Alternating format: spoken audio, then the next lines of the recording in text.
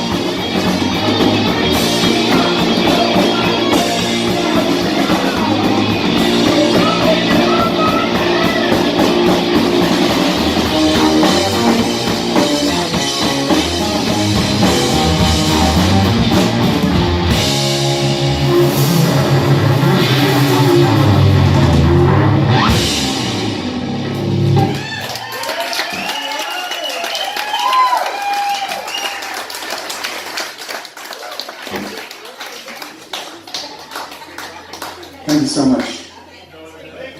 Well, I made my second record in San Francisco at Daniel Lanois' studio, which was just not too far from here. And I'd come up here I only had one day off a week, Sunday, and I would go for trips to kind of get my head straight for the week. And this was a song that I finished. I don't know where I really was because I wasn't really checking out where I was, but I was somewhere around here, along the water. So this tune is called Today. And the funny story, I told this last night in Napa. I love saying I told this story in Napa.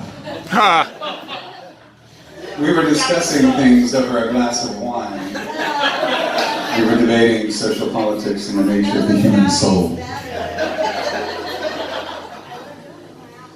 But now I'm going to tell the full story tonight because we had to do 2 sets last night. I had to kind of talk really fast. But this story's funny. Do y'all want to hear it? Yeah! All right. No! Damn it! Okay, you're voted down. So my band was on tour with, check out this bill, Leonard Skinner and Ted Nugent. And yeah, it was something else.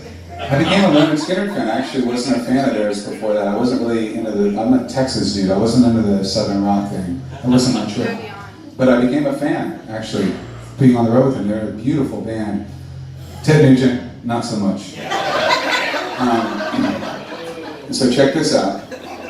My drummer, not this drummer, he asked me to clarify this. My drummer at the time was sleeping with Ted's daughter. And you can pretty much do the mathematics of that. That's not calculus, that's just basic algebra.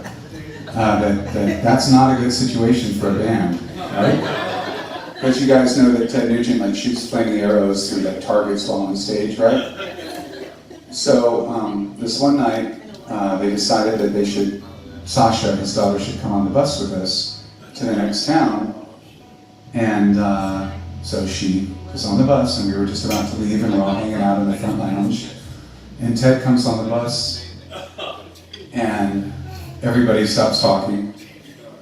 And Ted looks at every single person on the bus very, very deeply into our souls for way too long. And nobody on the bus has breathed for about a long time. And Ted looks at us and says, "I know you're all gentlemen, and I expect you to comport yourself as such." Completely not us at all. And not us at all the second part either. And they're going to be having sex the whole night, so there's this is totally a bad scene, right? And then he stops and he goes, "Because if anybody touches my daughter, I will fucking," he said fucking, "I will fucking kill you." I will fucking kill, that's what Ted Nugent said to us. I will fucking kill you. And then he walks off the bus and everybody's looking at Viegas, my drummer at the time, "Dude, you fucking asshole." And then he comes back on the bus and he's laughing and everybody breathes out "Oh God, he's got a sense of humor." And then he goes, "I'm serious," and then he leaves forever.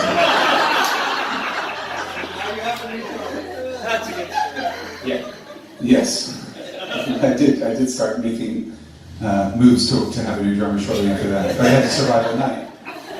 And so the best thing that I could think of to do at the time, because we're all in a vehicle and I couldn't not be on the vehicle because we had to get to the next town, but I wanted to have no complicity in the evening in case anything went down. So I could, if Ted had a gun to my head, I could say, "I didn't even talk to her."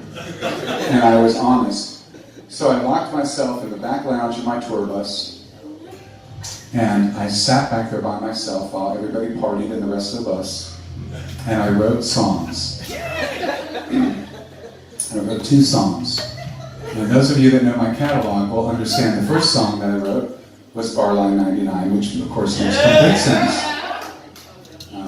But the second song that I wrote is a real anomaly. And that's why I love telling this story, because if you know this song, it's the spirit song of my whole career. And it's the song that babies have been born to, people have been buried to, people have been wedded to. It's the heaviest tune I have, and it's taken me all over the world. I've played it everywhere, and I wrote it to avoid confusion. How awesome and beautiful is that? And it really does speak to the point of songs come when they do, and be a gentle receptacle when they call your name. This song is called Today.